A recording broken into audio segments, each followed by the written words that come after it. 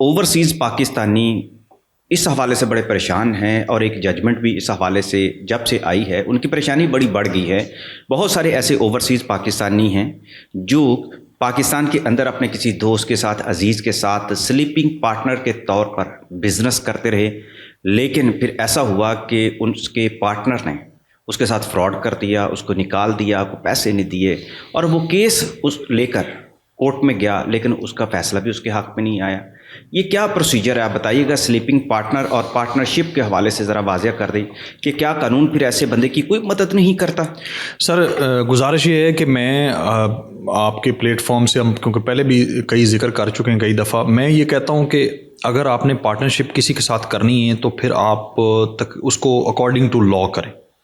آپ according to لا کیا ہے کہ آپ پارٹنرشپ کرتے ہیں تو وہ پارٹنرشپ ڈیڈ آپ کی ایک تو لکھی ہونی چاہیے، دوسری بات رہی کہ وہ پارٹنرشپ لکھی ہونی چاہیے، بالکل، اور اس کو پارٹنرشپ ایکٹ کے تحت جو ہے نا اس کو رجسٹرڈ کروانا چاہیے۔ کہاں کروانا چاہیے؟ پارٹنرشپ ایکٹ کے ذریعے جو ہے وہ رجسٹرڈ، اس کی اتھارٹی ہے، اس کو آپ اتھارٹی میں اپنے جو ہے وہ تحصیل آفس میں اس کو رجسٹرڈ کروا سکتے ہیں۔ آپ اس کو رجسٹرڈ کروا کے ہی کاروبار شروع کرنا چاہیے سب سے۔ اب مسئلہ یہ ہے کہ میں آپ کو اس لیے اس کی اسپیسیفک ڈیٹیل میں نہیں جانا چاہتا کہ وہ آپ کو دیکھنا یہ کہ وہ کس چیز میں انویسٹ کر رہا ہے۔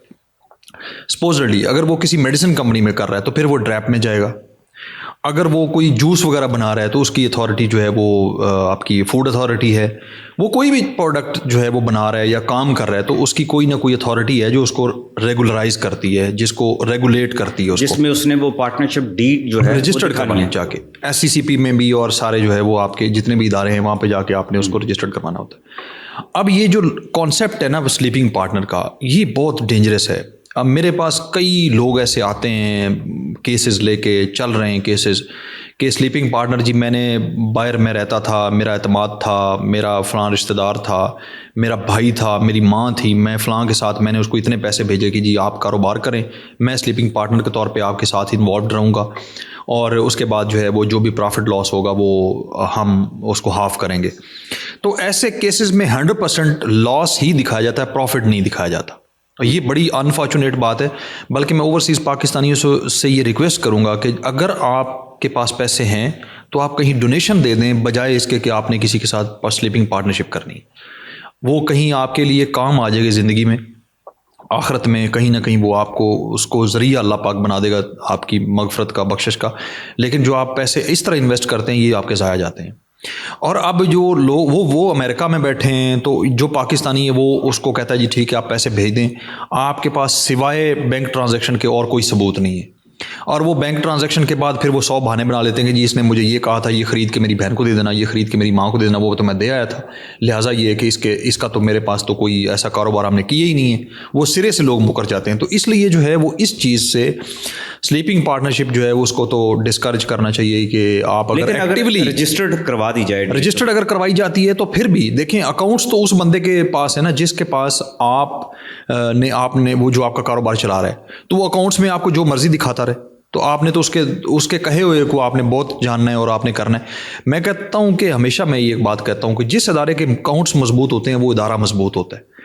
تو آپ نے وہ کام کریں، اپنی استطاعت کے مطابق کریں، اور اپنے پیسوں سے اور اپنا کام کریں۔ کسی کو پیسے دینے سے تو پھر قانون کی مدد حاصل نہیں کر سکتا، اپنا ڈوبا ہوا پیسہ واپس نہیں لے سکتا۔